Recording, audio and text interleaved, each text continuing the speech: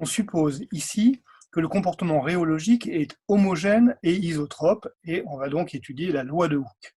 Alors, si ce comportement ne dépend pas de l'espace, il est homogène. S'il est invariant par rotation des contraintes, il est isotrope.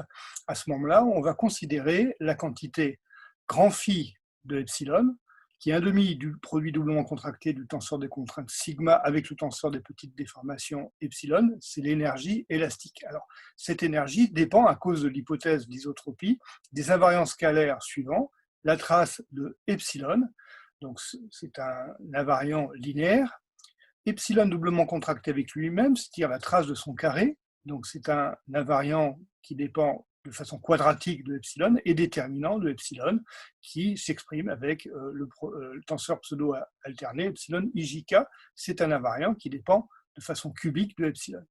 Alors comme on suppose que sigma dépend linéairement de epsilon, c'est la loi de l'élasticité, la quantité grand phi de epsilon, l'énergie élastique, dépend de façon quadratique de epsilon, et donc elle s'exprime comme une combinaison de la trace de epsilon carré et de epsilon doublement contracté avec lui-même.